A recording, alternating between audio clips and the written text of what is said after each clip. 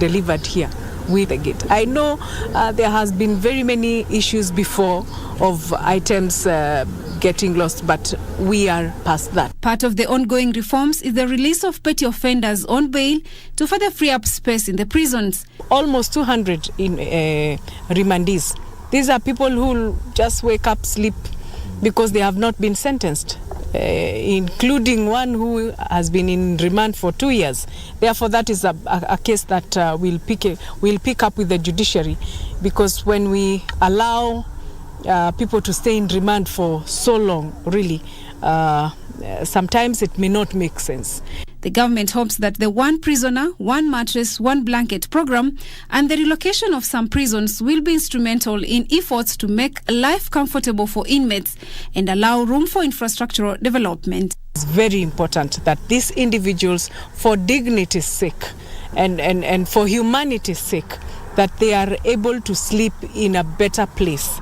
If anything, we have quite many remandees in these stations. So we urge all the stakeholders who are out there and every human being who is willing to do a charitable cause to come on board. As to Jengane, we have a running call that we say every charitable act is kindness. For Prime Edition, I'm Zainab Said.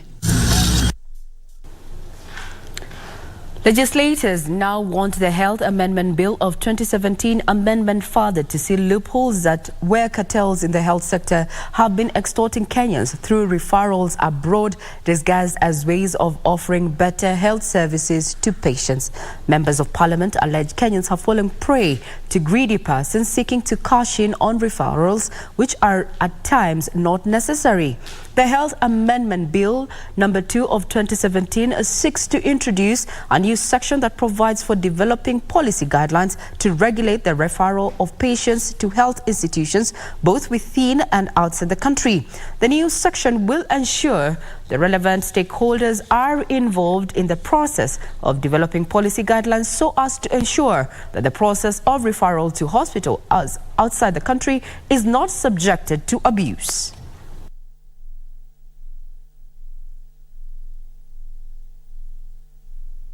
I bring this idea in the name of a bill, Health Amendment Act of 2022, before this House, so that we can improve and ensure that no Kenyan will suffer because of a lack of following a procedure, or rather just being referred to another facility for the sake of the referring agency making some money. Chunguza ndo daktari pia achunguzwe aonekane kwamba mbona amefanya operation nyingi kwake tu inakuwa kila mzazi akienda ni operation. Tujue kama sehemu zingine nchi zingine zinafanya hivyo. Didn't it be cheaper to move a specialist from Kenyatta National Hospital to Coast General Hospital with some equipment, attend to so many patients at a go, and like referring all those patients to Kenyatta National Hospital when we know even when they reach there is no space, the queue is so long, and one literally dies along the corridors waiting for the treatment. All the private institutions, county and national government facilities that can be able to handle referral cases to ensure that it's efficiency, that our patients are being referred not to favor a certain institution, not to favor a certain doctor, Fred, of a certain doctor, but because these facilities qualifies to handle these cases. Still on health, doctors are calling on the East African governments to halt and reverse privatization in the health sector. Under the auspices of East African Sector Health Unions Network, the doctors argue that the expansion will, for profit, interest the delivery of healthcare furthers the commodification of health, which should be a fundamental right. The doctors also want the East African Community member states to set aside at least 15% of government general expenditure on health. Solidarity forever. In that list of budgets of a budget declaration, the country that is performing worse in percentages is Kenya at 4.4%, And Kenya has, again, almost the highest number of unemployed healthcare workers across the East Africa. The solution to social services, the healthcare and other public utilities is not privatization. It's by government investing and investing properly. If we are to see universal healthcare, that is access to healthcare by the Kenyans, then the budget needs to reflect the same. For the union makes us strong. A businessman has been arraigned in court facing 25 counts of forging documents belonging to land parcels located along the General Mathenge Road valued at 500 million shillings. The co-accused Sami Njuguna, who was presented before Chief Magistrate Susan Shitubi, denied all the 25 criminal charges. The parcel of land in question belongs to the former presidential aspirant Jimmy Wanjige, who has been enlisted as a key witness. Prosecuting counsel Anderson Gikunda told the court that the offences were committed between 2018 and 2019. The co-accused is said to have forged documents and articles of memorandum which purported to have been issued by the Ministry of Lands and the Registrar of Companies. Sami Njuguna, together with his 9 other co-accused persons who did not appear in court, colluded in committing the 25 counts. A warrant of arrest has been issued against the 8 co-accomplices, who include David Njenga, Henry Njoroge, Anthony Maseno, Sisi Kalunde, Valentino Jelimo, Lawrence Njogu, Kefa Odhiambo, and Martin Esakina. Chief Magistrate Susan Shitubi reserved her ruling for bail until 27 April 2023, but set the mention for 10th May for the purpose of consolidation with other accused persons. Plea for accused number 6 is deferred. Warrant of arrest to issue against the rest of the accused. Elsewhere, Andrew Machuka has been charged with threatening to kill Grace Kimani on 14 February 2023. He was granted a cash bail of 20,000 shillings after denying the charge. Pre-trial is set for 10th May 2023. Ruth Wamboy for Prime Edition.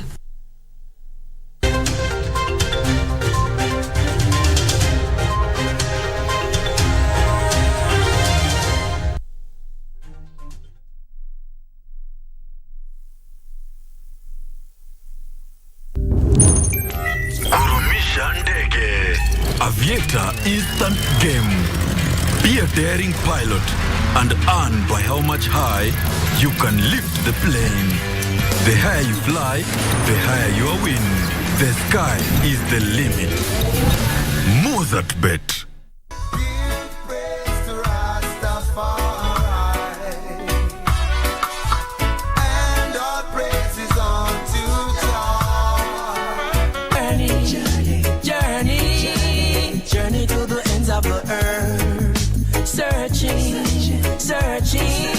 Searching for the love I deserve.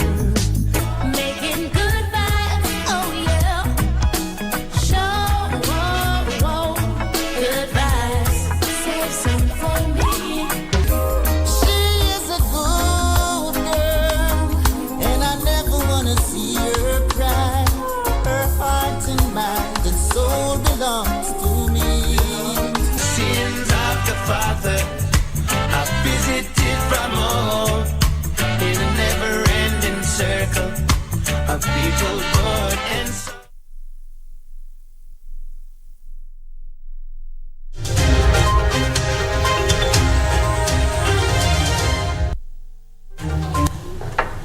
You're still watching Prime Edition. Now, the Kenya Film Classification Board wants parents to gatekeep the content consumed by their children online, especially during this holiday season. The board says the merchants of harmful content are on the prowl, and parents must be on the lookout and proactive in the management of their children's time online. The Kenya Film Classification Board is partnering with content giants Netflix, TikTok and Google to create a safe space for children online. Under the Parental Digital Literacy Program, parents are being empowered with the knowledge to undertake their parenting responsibilities effectively in an increasingly digital environment. Basically to indicate that these technologies are very important and constructive tools actually that can be monetized in a proper manner. But as we take advantage of the availability of these platforms, we need to realize that there are laws that must be observed. The government is concerned that there is an influx of harmful content online and children run the risk of consuming what they ought not to consume. As government institutions, we are allowed to flag content that is not in alignment with our laws. And we do that all the time. The Kenya Film Classification Board has in recent years not shied away from what many perceive as controversial measures in gatekeeping of content being consumed by the Kenyan audience. For Prime Edition, I'm Alvin Kaunda.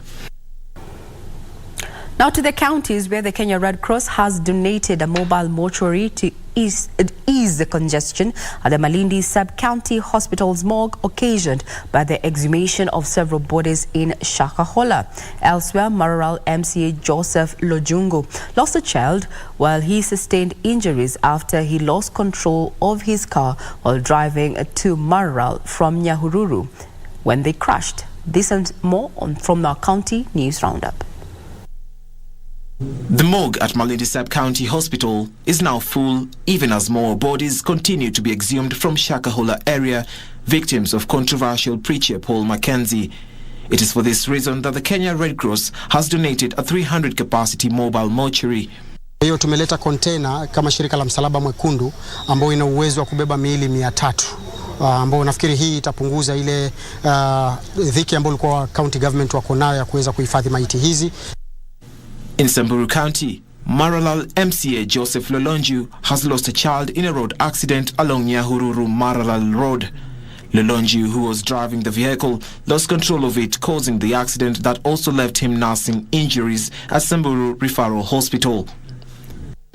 He rode several times, and on board he had 5 children, and unfortunately one of them succumbed.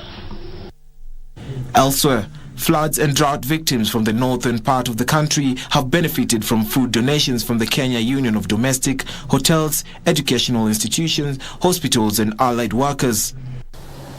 Actually, something small to give to our fellow colleagues who have been affected, especially by during the last year, the drought.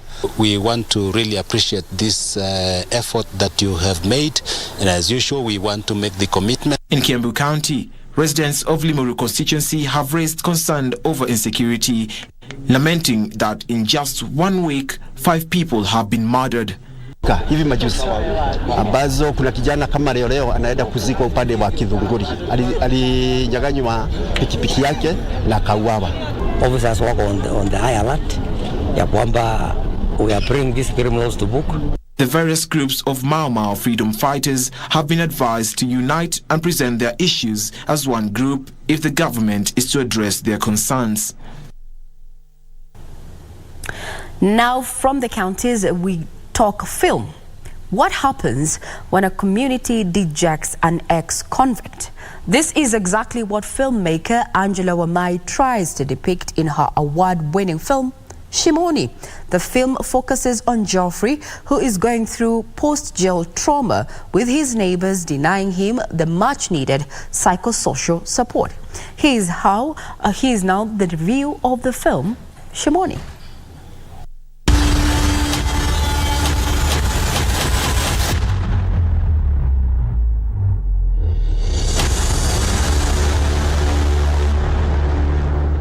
Geoffrey, you survived 7 years of prison. You will survive freedom. The film Shimoni follows Geoffrey, an ex-convict who struggles to reintegrate into society after he is released from prison. He's still here. Dispatched to the village where he grew up, Geoffrey, who was put away for murder, must begin to face head-on the demons of his past. I hate you so much! I hate you! With no resources, he's left dependent on the church for his survival. Built on the secrets and things that we keep to ourselves, the movie uses the character Geoffrey to demonstrate how such secrets gradually consume our lives. Initial idea of Shimoni was I was watching something, and then I got this image in my head of a woman holding like a paper that was burning, and she was not letting it go. So I was like, this is very strange. Why isn't this young woman letting this paper that's on fire go? So I started thinking about this image and thinking about what just trying to understand what I was seeing. And then I started thinking about danger, the danger that we usually have or is existing in our lives, but we can't really avoid it. So then I started thinking about secrets. It was such a long journey. Started thinking about secrets and how secrets consume societies and people, and that eventually brought me to the story of Shimoni, which is the story of a man who has left a prison but has to confront another prison and has to sort of break himself free out of this quote-unquote metaphorical prison, this prison that's unseen. Shot and directed by Angela Wamai and produced by Wangeshi Ngugi, Shimoni features Justin Mirichi as the lead character, alongside Muthoni Gadesha, Sam Senjan, Vivian Omboi, among others. We just pretty much gave the casting brief to the casting director, and then he reached out to some of the people that we were interested in working with on the project, and then that's how we got our cast. Our lead actor is the one who came in pretty late. His name is Justin Mirichi, and everybody else sort of fell into character, and we loved them when we met them the first time. Being her debut feature film as a director, Angela notes it was not easy transitioning from a film editor to directing. However, the film has bagged several awards, including a bronze medal at the 28th edition of FESPACO Film Festival in Burkina Faso. First, it won at the Luxor African Film Festival. It won the Golden Award for the long films competition, which was a super surprise because I don't think any other Kenyan film has won that award.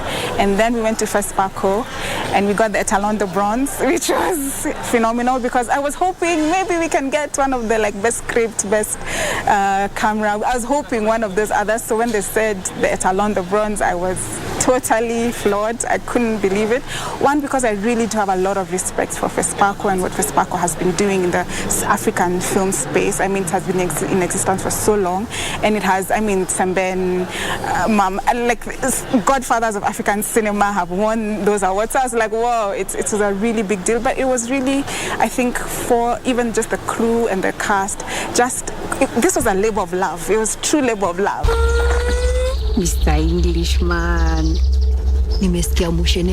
starting this May, we'll be showing at Unseen Cinema in Kilimani every Tuesday, Friday, Saturday, and Sunday. So we have a total of 16 screenings. Please, show up and let's talk. And in fact, on the 5th of May, we'll have another Q&A, so people can come and also we'll have a conversation about the film. Jacqueline Lasharia for Cinemas and Theatre.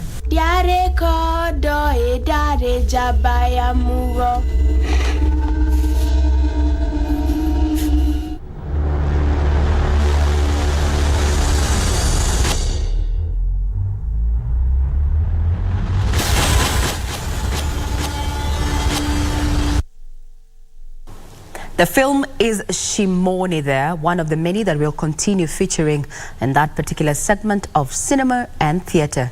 If I do say so myself, the Kenyan film space has come of age. We'll be doing business shortly with none other than Wairimu Njenga.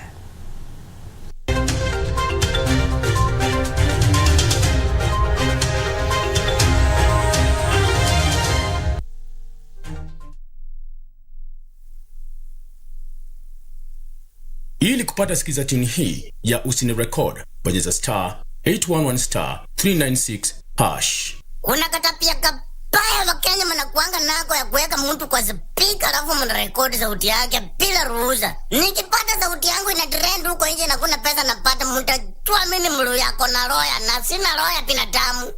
Usini Record. Ili kupata sikiza tune hii Usini Record, bonyeza *811*396#. Hapa tunakaribisha kila mtu. Shikwekwe James. Mwanaisha au Hapa kuna ukweli. Hapa kuna tension. Are you sure you're going for the 6,000? Utaongeza ngapi? Wengi watalia. Na kuna sarakasi ya kila aina. Na hapa kuna ushindi. 150,000 Kenyan shillings. Washing machine. A school bag. Shoe brand. Na hapa ni Lotomoto. Hapa KBC.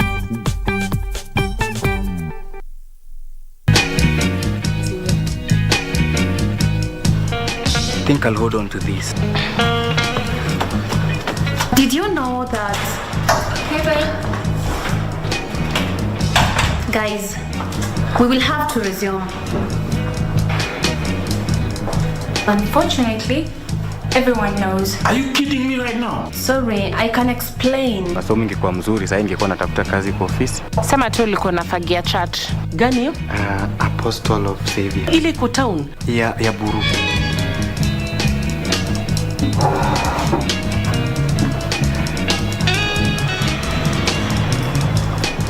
I showed him. Please make sure Nick doesn't see. For now. Don't let him know that I know. He means well for the company. You don't need to chase your workers out. That's none of your business. What am I forgetting? Nini. Workers paid. Rent checked. Mlango locked. Visiting notices. Goza mzae silitoa jana long. Internet sorted. What is it? What am I forgetting? What? Nini? Nimesahau kucheza Lotomoto. Usisahau kucheza Lotomoto. Unaweza shinda hadi milioni 2 kwenye M-Pesa. Chagua lipa na M-Pesa. Paybill number, weka 757070. Account number, weka neno Loto. Weka kiwango chochote cha pesa kuanzia shilingi 50 hadi 2,000. Lipa kisha subiri draw. Ujumbe huu umeidhinishwa na BCLP.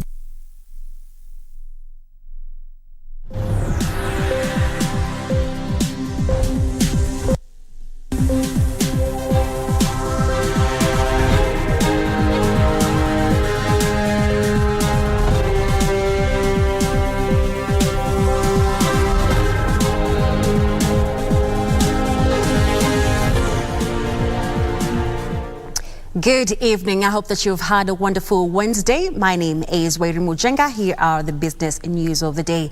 Leading American fashion brands have committed to invest 7 billion shillings in the Kenyan apparel industry as the two countries move to deepen trade ties. Speaking during the launch of the first US-Kenya business roadshow in New York City, U.S. Ambassador to Kenya, Meg Whitman, has said the 6 new core investments will connect American buyers with Kenyan manufacturers, easing business connections between the two countries. Kenya and the United States of America have kicked off a 3-day trade show in major U.S. cities to promote Kenya as a favorable investment destination for American companies. We also have deals that anything produced in Kenya can be sold within the East African context. That means you have Kenya, Uganda, Tanzania, Burundi, Rwanda, DRC, and more are coming. Then you've got the COMESA market. We are going shortly to have what is called a troika with companies from South Africa and others. So Kenya is the best place for you to position yourself if you want to make money in the continent of Africa. So far, 6 iconic fashion brands as well as other companies plan to invest in Kenya this year, more than 7.5 billion shillings. So when you are coming to Kenya, you're coming to a country that already has been given an endorsement by the US government that is the best place for Americans to operate and deal with. Some of the companies that participated in the roadshow include NBA, MasterCard, Copy Global, Equity Bank, The Children's Place, and PVH, which leads iconic clothing brands like Calvin Klein and Tommy Hilfiger. A statement from the U.S. government says the core investments include mass intimates, which will provide training for Kenyan workers, UAL, which will increase apparel exports to the U.S. market by building a one-stop shop in Kenya, Mega, which will expand product capacity by adding new production lines, and NextGen, which will set up a factory in Kenya to manufacture tags and labels for branding and products in apparel and footwear. Regina Manyara reporting for Prime Edition. The government plans to spend 7.5 billion shillings to set up county industrial parks in 15 counties. The move is arrived at as creating employment and reducing post-harvest losses. Trade Cabinet Secretary Moses Kuria says the national government will contribute 250 million shillings, with targeted counties matching the difference. Construction of the parks will be done in 2 phases, with the first expected to start in July this year.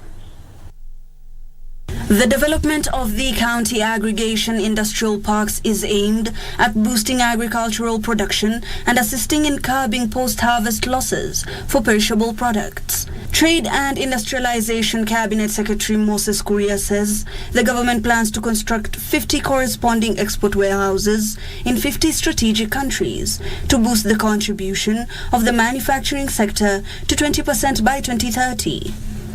Some of the counties targeted in the first phase have been identified, which include Nakuru, Nyandarua, Kajiado, among others. This is a manifestation of the commitment of the government of Kenya and the government of the United States to ensure that your investments are safe and that we really provide an environment that is good for your business. The government will further spend 1 billion shillings in setting up a special economic zone in 5 counties of Murang'a, Kirinyaga, Uasin Gishu, Nakuru and Busia counties. That are going to ensure that we provide an environment that is really good for your business. The government says 3 more counties will be added to the program soon.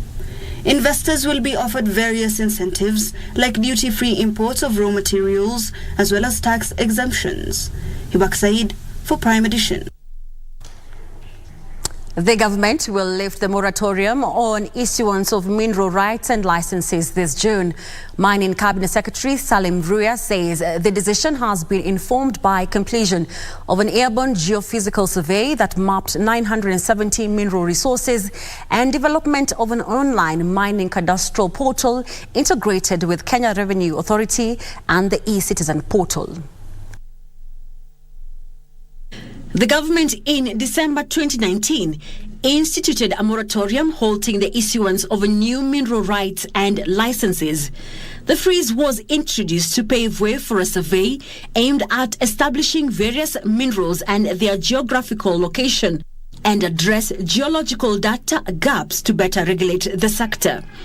Senators are concerned about the length of period taken to have the issues addressed. What is the rationale for the imposition of the existing moratorium on the issuance of mineral rights by the government? Finally, Mr. Speaker, what plans are in place to have the moratorium lifted in view of the negative impact it has on the economy?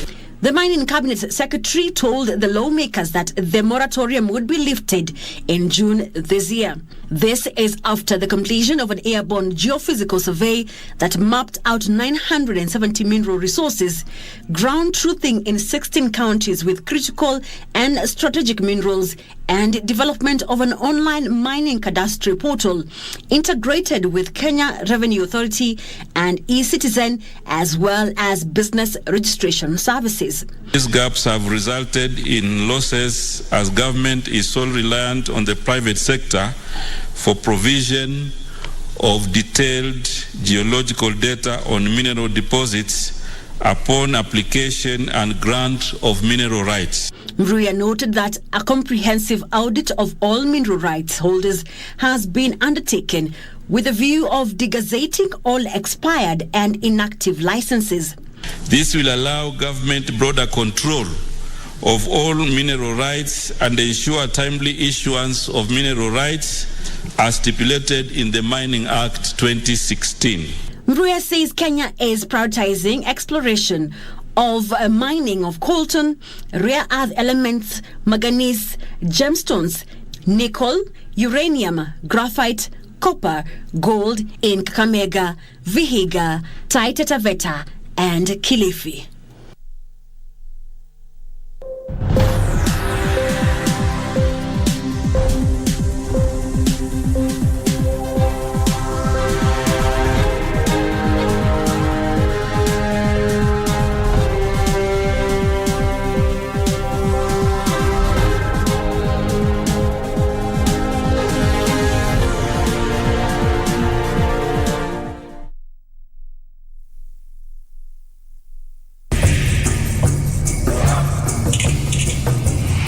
Nafasi yako ya kuwa mdosi wako. Jiunge na washindi tufanye biashara. Kuwa mshindi. Mozartbet.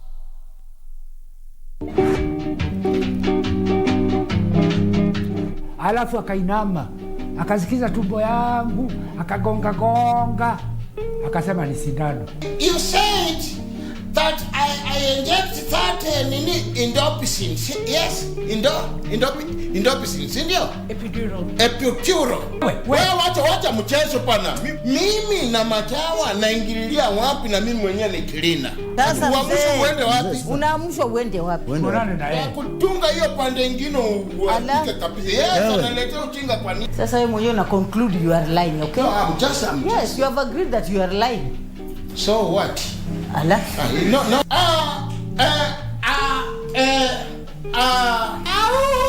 Ni ngumu. Sasa mzee, si uongee lugha ya taifa ambayo unaielewa.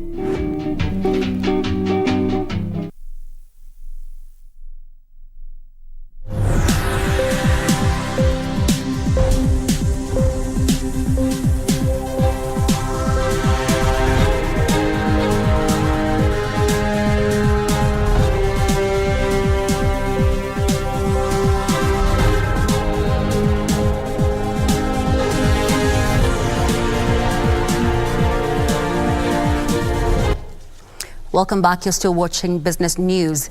Now, Kenyans should register their intellectual property assets before seeking partners in commercializing them to avoid cases of infringement and also just check that again, and also avoid the cases of infringement and loss of such rights. This emerged during celebrations to mark the World Intellectual Property Day, themed Women and IP, accelerating innovation and creativity. Here is Sarafina Robi with the details.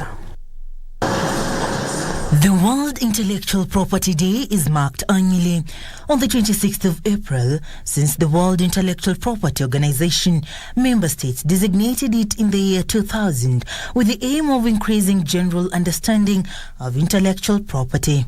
The 2023 celebrations themed Women and IP, accelerating innovation and creativity with the aim of sensitizing women to exploit their full potential of intellectual property rights for social and economic development. Women get involved, even cafes, when women get involved in innovation, in IP rights, then there's more production happening, there's more contribution to the GDP.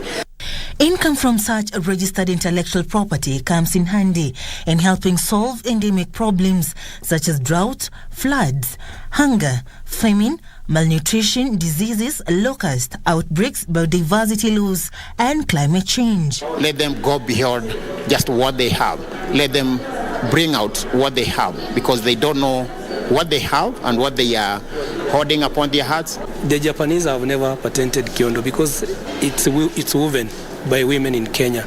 So it's something that was generated by Kenyans. Intellectual property, which is a creation of the human mind and ingenuity, is a wide field encompassing, among others, the protection and utilization of rights to inventions, innovation, designs, new plant varieties, and creation. While living in an era of innovation and creativity, the World Intellectual Property Day comes at an opportune time to help women use and promote their intellectual property rights. Serafina Robi for Prime Edition.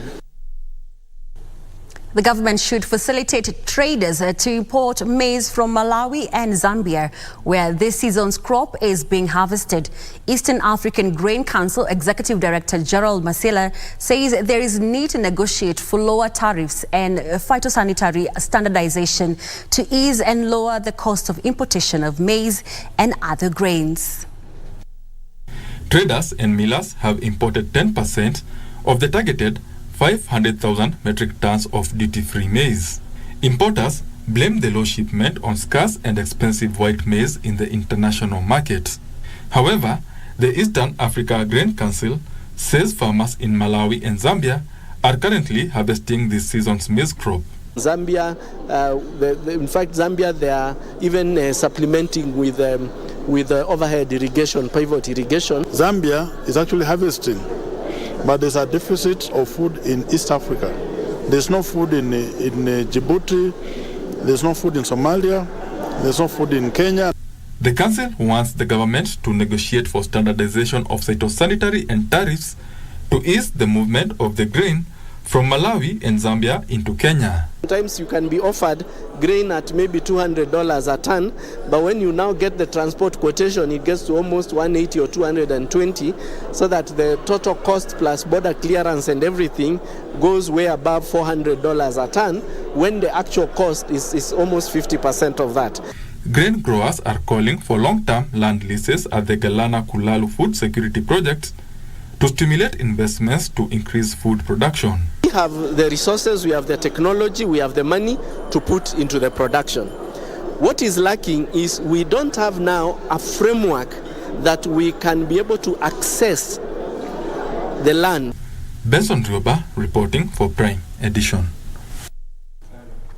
Now, the minimum stake amount for betting companies is set to be raised from the current 1 shilling to 20 shillings if proposals by the Presidential Task Force on the establishment of the National Lottery are implemented in their current form. The Presidential Task Force on the establishment of the National Lottery Vice Chairperson Gideon Duranera says the proposal is a measure to restrict those aged below 18 from gambling activities. The Presidential Task Force on the establishment of the National Lottery has embarked on a public engagement aimed at collecting views from members of the public on how best to implement the proposed National Lottery and regulate gambling activities. During a public forum in Mombasa, the Presidential Task Force on the establishment of the National Lottery, there were proposals that the Betting, Controlling and Licensing Board be transformed into Gambling Regulatory Authority with an expanded mandate. We have come up with the National Lottery Bill 2023. That is the one that is pushing for establishment of a national lottery owned by the government of Kenya. And then we have another document that is Gambling Control Bill 2023 that, if adopted, will be able to effectively control the gambling sector in Kenya. There were also views that only those aged above 18 be allowed to engage in gambling activities and the minimum stake be increased from 1 shilling to 20 shillings. Duranera said there has been a public outcry regarding the state of betting, lottery and gambling in Kenya, especially regulation. The Lottery National Fund will support charity, signature projects and economic empowerment for women, youth and people living with disabilities. Now, the Commission on Revenue Allocation is calling on county government to maximize their own source revenue in order to reduce reliance on disbursement from the national government. Commissioner Isabella Wayaki says the Commission on Revenue Allocation is working with counties to roll out integrated county revenue management system. Most counties raise less than 40% of their estimated revenue potential. To correct this, the Commission on Revenue Allocation says there is need to pursue meaningful differentiation in the profiling of counties and their development expenditures. This, she says, will allow counties optimize their revenue potential. You have the potential of doing almost 10 times what you're raising. So that is important for you to consider. Additionally, she says counties have the ability to generate more than they are currently collecting, which will help reduce dependence on disbursements from the National Treasury. If you improved on-source revenue from 316 million to 3 billion, you'd only be looking to the national government to give us only 1.2 billion. They committed to prioritize marginalized areas through capacity building. Nduta Mukami for Prime Edition.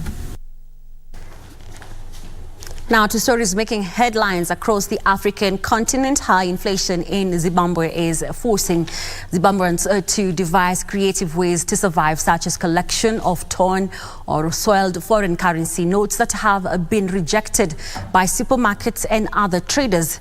Zimbabwe's rate of inflation has reduced from 285% in August 2022 to the current 87.6%. Here are the details of that story and more. Zimbabwe's sky-high inflation has made some citizens to sell banknotes. Traders collect torn or soiled foreign currency notes that have been rejected, mostly US dollars or South African rand, which are both legal tender in Zimbabwe. Buyers pay 50% of the value of whichever note they bring. So they get $1 for a ton of $2 note or 100 rand for a ton of 200 rand notes. A recent International Labour Organization Harare report says 76% of employment in Zimbabwe is now in the informal sector. Meanwhile, China has deployed an agricultural technical assistance team composed of agronomists and engineers to the northern Cote d'Ivoire to support local efforts to self-sufficiency in rice supply and raise transformation rate of agricultural products in the country. The two countries have been cooperating for 20 years in the field of rice cultivation. Today, ploughing is largely done by tractors, which considerably facilitates the work of farmers who previously used archaic and exhausting methods to cultivate the land. With the help of experts, advanced cultivation techniques have been introduced to more and more local farmers, and the rice output has increased. Since the onset of the cooperation, a rice seed workshop, a mill capable of whitening rice and producing 2 or 3 tons per day, silos, drying areas and hydro-agricultural dam to irrigate the field of rice were installed in the area by Chinese technical mission. Finally, the government of Congo's Republic and Italian energy group Eni have launched a $5 billion gas liquefaction project expected to reach a production capacity of 3 million tons per year in 2025. In August, Eni acquired a floating liquefaction facility to produce and export liquefied natural gas from Congo and said it aimed for the facility to be operational in the second half of 2023. The project will supply for both the international and local markets, thus meeting Congo's electricity need. It will also make the country an exporter of liquefied natural gas for the first time. Well, that marks the end of business news for tonight. Karen Kibet will be bringing us the sports update. She'll be telling us who will win between Man City and Arsenal. I'm rooting for Man City. Well, Karen, up to you.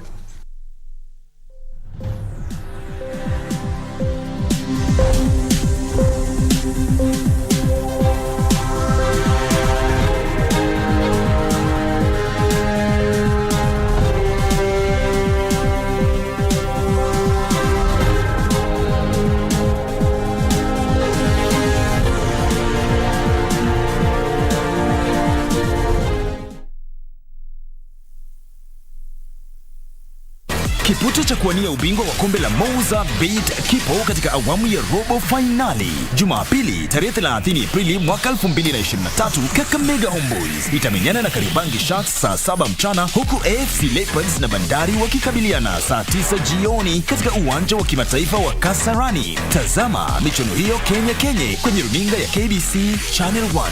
Ni nani atakuwa bingwa wa kombe la Mouza Bet mwaka 2023 na kutuzwa shilingi milioni 2? Nani atatabasamu hadi benki na kutia kibindoni shilingi milioni 2 pesa taslimu kutoka Mouza Bet, live kwenye KBC Channel 1, mwenzio wa dhati michezoni. Sports News is brought to you by Mouza Bet. Kurumisha ndege. Aviator instant game. Be a daring pilot and earn by how much high you can lift the plane. The higher you fly, the higher your win. The sky is the limit. Mozart Bet. Welcome back. Thank you for keeping it KBC Prime Edition. My name is Karen Kibet. Let's now talk sports. Many of you, I know, are glued on the Man City and Arsenal EPL game. Well, the game is in the 3rd minute and it's currently at a stalemate, 0-0. I'm a Man U fan. I do hope Man City beat Arsenal in this particular fixture. At the end of the bulletin, we will definitely let you know how this game will culminate. Now, back home, the national rollball men's team dethroned hosts and 3 times champions India to win the 6th edition of World Cup rollball in a tense and terse final played at Sri Shiv Chhatrapati Sports Complex in Pune, India. Kenya won the final 7-4 to claim their first world title after 5 previous failed attempts. The men's win completes Kenya's double triumph after the Kenyan women's team beat Egypt to claim this year's title yesterday. The ladies' team retained their title for the 3rd time, having won the 2015 edition in the same venue and the last edition that was hosted in 2019 in Chennai, India. The 2 teams completed the event with clean sheets after winning all their matches. The teams jet back into the country tomorrow on Thursday at 2:15 p.m.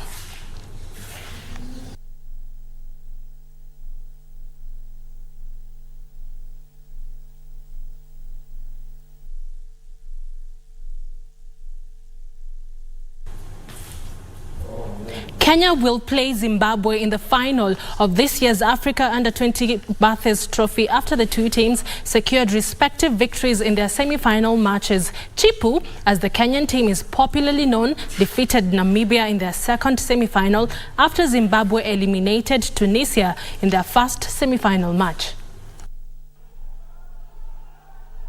Kenya Under-20 rugby team Chipu eliminated powerhouse Namibia from the Africa Bathurst Cup after defeating them 24-13 in the semi-final played this evening at Nyayo National Stadium, Nairobi. The win saw the hosts earn revenge against Namibia, who eliminated them in last year's tournament at the same venue. Kenya will now face defending champion Zimbabwe in Sunday's final, where the winner will represent Africa at the World Junior Rugby Tournament. The young Sables of Zimbabwe thrashed Tunisia 66 in the opening semi-final at the same venue. Thank you, Kumu. Moving on, Kenya Premier League top guns for this season's title race forced their way to victories in their respective matches played today across the country.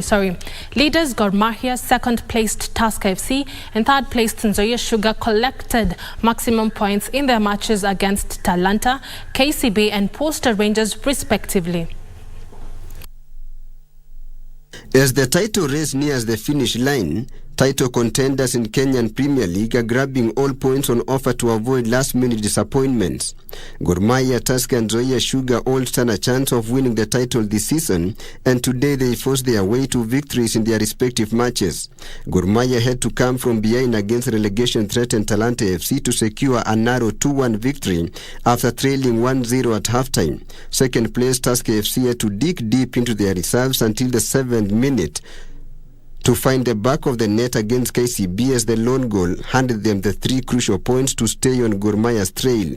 Nzoia Sugar, who led in the opening minutes of the game, conceded 2 goals to trail 2-1 at halftime, but fought back in the 2nd period to win 3-2 and add 3 points to their tally as they stayed close to the top 2. The day began with Kakamega Homeboys playing to a barren draw with City Stars.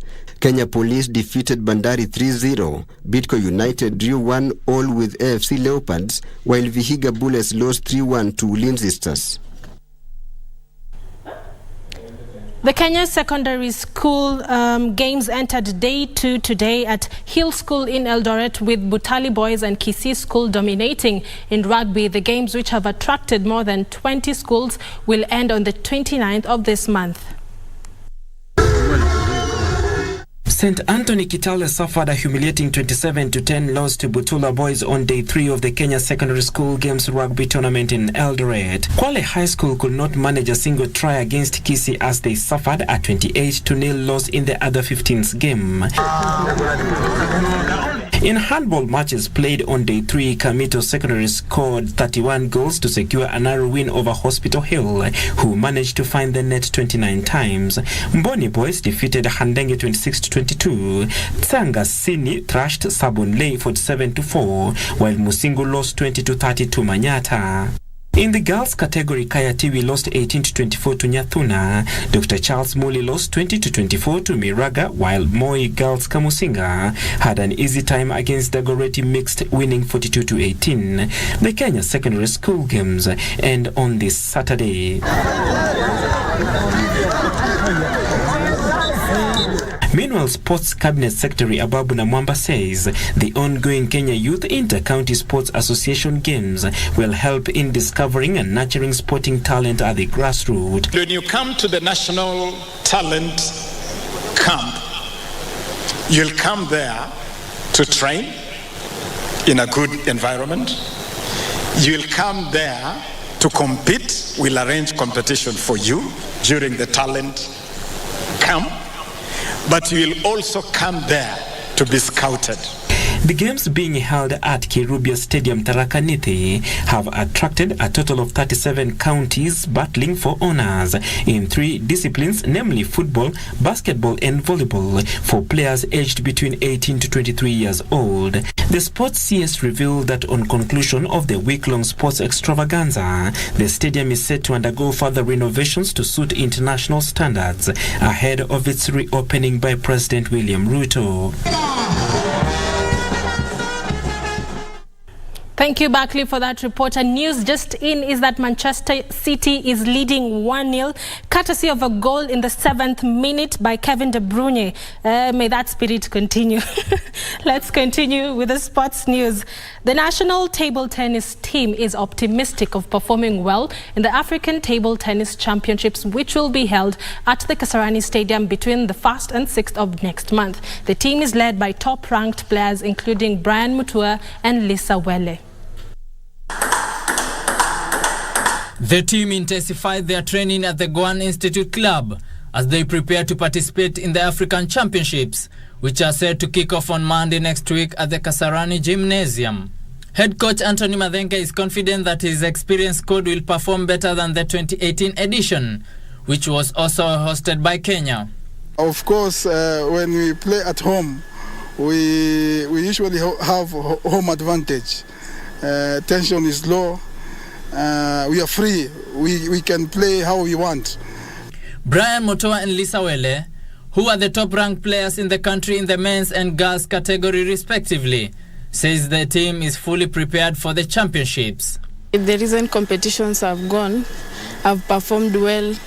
The previous Djibouti regional qualifiers, which I was position 7, so I qualified to proceed for the Africa qualifiers in Tunisia. I hope to work on my mistakes in the upcoming tournament and also gain as much experience as possible.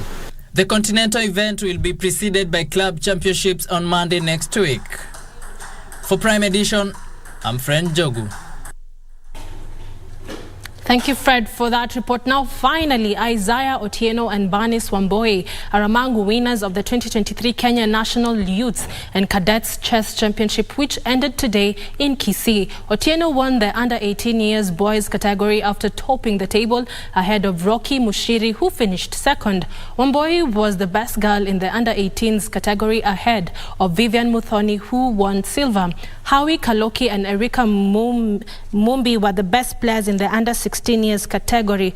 Paul Orlando and Angel Kagambi were the best players in the under 14 years category. Abel Taji and Chanel Mackenzie took gold in the under 12 years category. Floyd Wasonga and Winnie Mushoki won the under 10 years category, while Nathaniel Manyeki and Bretaliza Amanda proved too good in the under 8 years category. The tournament attracted more than 3,000 players.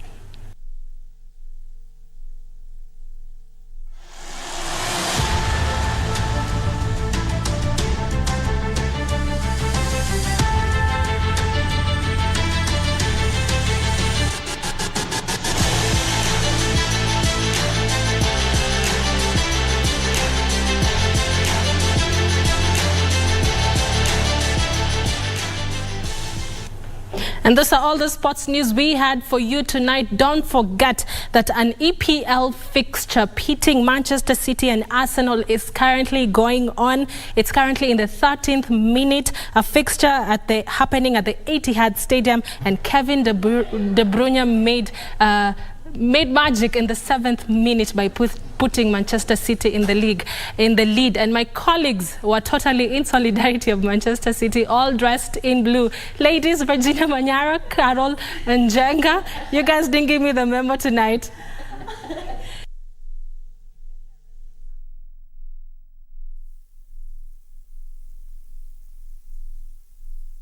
Sports News was brought to you by Mozart Bet. Nafasi yako ya kuwa mdosi wako. Jiunge na washindi tufanye biashara. Kuwa mshindi. Mozart Bet. Joined by my colleagues all dressed in royal blue. Yes. Regina Manyara and Carol Njenga. In support of Manchester City. Yes. We are all Manu fans, but we are not playing tonight. But you know, guess what? At the end of the day, there's a Manchester. Yeah, somewhere there. But hey, tonight is all about Manchester City. This particular score, 7 minutes into the particular game, an assist from none other than Erling Haaland there. Oh, yes. And looking at how it is, you know, who actually needs to really win. Arsenal needs to win this particular game so that they can extend their lead. But you're in support and of Man City. Yes, I'm just giving the stats. I'm just giving the stats. Well, for Manchester City, actually needs to really win this so that they can narrow, the lead. Currently, Arsenal is ahead of Manchester City by at least 5 points. So if Manchester City wins, they'll narrow the gap by, at least 3 points, so to speak. On the minimum. It's actually two points. 2 points. It's just 2 points right now, and Manchester City have 2 games. They have played 31 games so far, and Arsenal, with a 2 gap, which as it stands right now, have played 32 games. So and probability of Arsenal winning is very slim. I'm on Manchester City side, so because they have lost the last 7 meetings with Manchester City. But as Manu fans, we're just supporting Manchester City in the EPL. FA Cup, it's a totally different game because we have to win that particular cup and have 2 cups to our name, the Carabao Cup and now the FA Cup. So ladies, I'll let you take it over. My name is Karen Kibet. Do have a peaceful night. Regina Manyara, take it away. Thank you very much for keeping us company here on Prime Edition. I'm Regina Manyara, as rightfully put. Have a pleasant evening, and please, Manchester City, let us have a better night tonight. And my name is Jenga. Have a good night or sleep happy woman when Manchester City wins.